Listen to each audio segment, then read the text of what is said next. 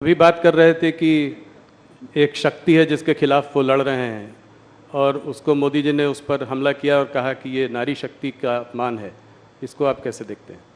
देखिए, उनको ना हमारी परंपराओं का जानकारी है, ना हमारी परंपराओं का सम्मान है।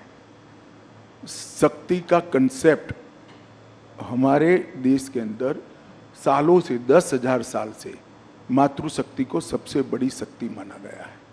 माँ के आशीर्वाद से कोई बड़ा आशीर्वाद हो नहीं सकता। बहन के प्यार से, स्नेह से बड़ा कोई प्यार हो नहीं सकता। उनको मालूम नहीं है क्या बोल रहे हैं। मोदी जी के साथ इस देश की मातृशक्ति चट्टान की तरह खड़ी है और राहुल जी के कहने से कोई फर्क नहीं पड़ता। और मैं तो अभी 2-3 दिन में जितना भी फील्ड में बात हुआ है, सभी जगह से देश भर की महिलाओं ने ठाना है कि शक्ति का परिचय इस बार राहुल गांधी को जरूर कराना है चुनाव में। ये मैंने सब जगह से पाया है। और मैं देश की मातृशक्ति का भी आह्वान करना चाहता हूं कि नरेंद्र मोदी जी ने आज़ादी के बाद देश की महिलाओं के कब से आकांक्षा थी कि नीति विषयक निर्णय करने में और देश के कानून बनाने में देश की माताओं बहनों की हिस्सेदारी हो, और वो मांग कोई पूरी नहीं कर पाया। नरेंद्र मोदी जी ने 33% आरक्षण संसद में और विधानसभा में माताओं बहनों को देकर शक्ति का सम्मान किया है। और इस संसद के बाद 20वीं संसद जब आएगी तब आप देखना 33% माताएं बहनें अंदर बैठी होगी। पूरी दुनिया देखेगी भारत की मातृशक्ति की शक्ति क्या है और उसका सम्मान कैसे हो सकता है। राहुल गांधी ये सारी चीजें नहीं समझ पाए।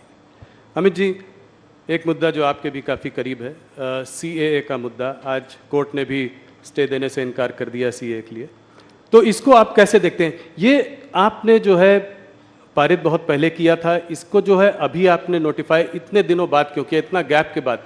क्या चुनाव आपके उसमें था? ऐसा नहीं था राहुल जी। CAA पारित होने के बाद देश में एक बड़ी गलतफहमी फैलाई गई और इतने में कोविड आ गया। हम डेमोक्रेटिक कंट्री में हैं।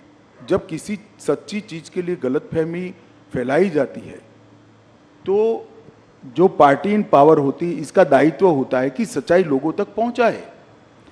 एक भ्रमित किया गया, ऑपोजिशन ने अपनी वोट बैंक जीवित करने के लिए, वोट बैंक बनाने के लिए एक भ्रांति फैलाई गई कि CAA से इस देश की माइनॉरिटीज का, विशेष कर मुस्लिम भाइयों बहनों का मताधिकार, नागरिकत्व छीन लिया जाएगा। जबकि है उल्टा। CAA से किसी का नागरिकता नहीं जाने वाला है। CAA नागरिकता देने का कानून है। सिख, बौद्ध, जैन, क्रिश्चियन, हिंदू, जो सारे भाई 3 देशों से प्रताड़ित होकर आए हैं, वो सालों से यहां बैठे हैं, उनके पास नागरिकता नहीं है। उनके नाम से संपत्ति नहीं खरीद सकते, सरकारी नौकरी नहीं ले सकते जी। किस प्रकार से इनका जीवन व्यतीत होगा? एक करोड़ों लोगों की परेशानी को कांग्रेस के पास इसका जवाब नहीं था। वो अपनी वोट बैंक की पॉलिटिक्स में ही मशगूल थे और पूरी भ्रांति फैलाई कि CAA थे देश से मुसलमानों की नागरिकता चली जाएगी। मैं फिर से एक बार, अनेक बार कर चुका हूं, फिर से एक बार स्पष्टता करना चाहता हूं, इस देश के मुसलमानों को डरने की जरूरत नहीं है। CAA नागरिकता लेने का कानून ही नहीं है, नागरिकता देने का कानून है। और जहां तक CAA का सवाल है, एक कांग्रेस के आजादी के वक्त महात्मा गांधी, जवाहरलाल नेहरू, मौलाना आजाद, सरदार पटेल, राजेंद्र बाबू, सबका वादा था कि जो पाकिस्तान, बांग्लादेश और अफगानिस्तान से आएंगे वो सारे शरणार्थियों को हम नागरिकता देंगे। वो वादा कांग्रेस पार्टी ने पूरा नहीं किया, वो वादा हम पूरा कर रहे हैं। वो एक प्रकार से नेहरू लियाकत पैक्ट का इंप्लीमेंटेशन है। मगर राहुल जी का ये सारे ऐतिहासिक डॉक्यूमेंट से लेना देना ही नहीं है। वो चीट पढ़कर बोलने वाले नेता है। चीट में इतनी सारी बातें आती नहीं है। केजरीवाल जी, ममता जी, राहुल जी, सबका कहना यह है कि जब देश में खुद ही नौकरी और खाने पीने की इतनी समस्याएं हैं, तो जब इतने घुसपैठिए और आ जाएंगे तो इनको हम लोग नौकरियां कहां से देंगे? घुसपैठिए नहीं है। घुसपैठिए और शरणार्थी में फर्क होता है। और मैं केजरीवाल जी, राहुल जी, ममता जी सबको कहता हूं, अगर देश के युवाओं की नौकरी की चिंता है तो आप बांग्लादेशी घुसपैठिए और रोहिंग्यास के लिए क्यों नहीं बोलते हैं? क्यों जुबान सिल जाती है? इसलिए सुल जाती है कि आप अपनी वोट बैंक को हट कर रहे हो। शरणार्थी जो होता है वो प्रताड़ित होकर यहां आता है। अभी मैं आपको बताता हूं, अफगानिस्तान में निजाम बदला, सारे लोग इनसिक्योरिटी फील कर रहे थे, सैकड़ों हजारों सिख भाई पवित्र गुरु ग्रंथ साहब को लेकर यहां है। क्या करें उनका? वो घुसपैठिए है क्या? हर सिख भाई बहन का इस देश पर इतना ही अधिकार है जितना मेरा और आपका है।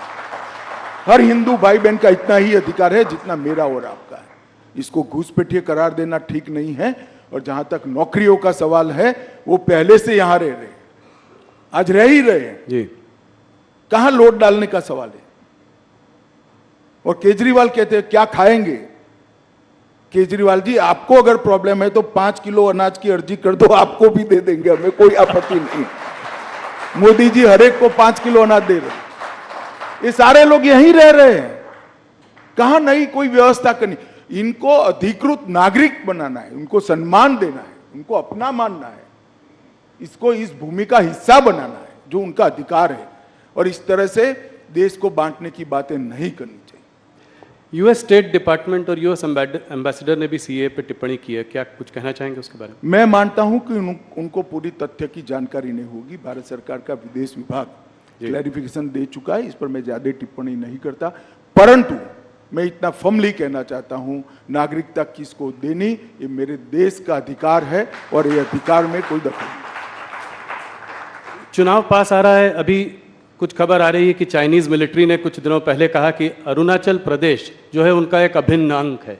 इसको आप कैसे देखते हैं? क्या ये जवाहरलाल नेहरू के समय से कह रहे हैं जी। और बहुत बड़ा हिस्सा वो उस वक्त हड़प भी कर गए। मेरा तो जन्म नहीं हुआ था 1962 में जी। परंतु ये मोदी सरकार है, 1 इंच भी जमीन देश की किसी भी सरहद पर कोई नहीं ले सकता। ये हमारा भारत की जनता को वादा है। अमित जी, एक सीए से रिलेटेड सवाल है और आपने भी पहले इसकी बात की हुई है कि ये क्रोनोलॉजी की बात हुई थी कि सीए के बाद एनआरसी आएगा। एनआरसी की बात आजकल कम हो रही है, क्या इसको ये माना जाए कि इस मैनिफेस्टो में ये रहेगा या नहीं रहेगा? ऐसा है जी। राहुल जी, ये भ्रांति फैलाई जा रही है। एनआरसी कांग्रेस के वक्त आया हुआ कंसेप्ट है। एनआरपी चिदम्बरम साहब जब गृह मंत्री थे तब। गवर्नमेंट कंटिन्यूअस प्रोसेस होती है, हमने इसको आगे बढ़ाया। मगर सीएए का जो कानून है इसके अंदर कहीं एनआरसी का प्रोविजन नहीं है, कहीं एनआरसी के जिन्स भी नहीं है। कृपया देश की माइनॉरिटी को डराना बंद करिए, स्पष्टता से बताइए कि सीएए से किसी की नागरिकता नहीं जा सकती और ये वास्तविकता है। नहीं, पर एनआरसी क्या बीजेपी के मैनिफेस्टो में होगा? अगले टर्म में इसको देखेंगे? अब मैं तो मैनिफेस्टो कमेटी में अभी ड्राफ्ट कोई आया नहीं है, जब पार्लियामेंट्री बोर्ड के सामने आएगा तब देखेंगे। परंतु मैं इस मंच से इसकी घोषणा भी नहीं कर सकता, परंतु मैं इतना स्पष्ट कर देना चाहता हूं, अभी देश के सामने सीए का कानून है जिसमें एनआरसी के कोई वायरस नहीं है। क्या कहते हैं, इस पिछले आपका जो 5 साल का कार्यकाल रहा उसमें आप लोगों ने बहुत बड़े काम किए। 370 अभी सीएए की हम लोग बात कर रहे थे, एक यूनिफॉर्म सिविल कोड की भी बात हुई है और इसको आपने जो है उत्तराखंड के गवर्नमेंट के उसके माध्यम से शुरुआत भी की है। तो क्या अगले 5 साल में ये एक बड़ा मुद्दा रहेगा भारतीय जनता पार्टी का? आपके मैनिफेस्टो आपने कहा कि अभी आप नहीं बता सकते, मगर आप राहुल जी, यूसीसी लोकभोग्य भाषा में कॉमन सिविल कोड, ये आज से हमारा मुद्दा नहीं है जी, 1950 से हमारा मुद्दा है। इसके लिए मेरी पार्टी ने आंदोलन किया है, जनसंघ था तब से करा है और हम इससे हट नहीं सकते हैं। हम मानते हैं कि पंथ निरपेक्ष देश में सभी के लिए एक कानून होना चाहिए, इसमें किसी से कोई मतभेद। और हम इस बात को जनता के सामने मुखरता के साथ रखेंगे। उत्तराखंड सरकार यूसीसी लेकर आई है और इस यूसीसी पर इसकी अब सोशल, लीगल, जुडिशियल सभी प्रकार की स्क्रूटिनी होगी और उसके बाद में कोई एक कॉमन मत भी बनेगा देश का। परंतु यूसीसी भारतीय जनता पार्टी का देश की जनता को वादा है। हिंदू हो, मुस्लिम हो, सिख हो, ईसाई हो, बौद्ध हो, ये सभी ने एक कानून से जीना चाहिए। धार्मिक स्वतंत्रता में कोई दखल नहीं करनी चाहिए।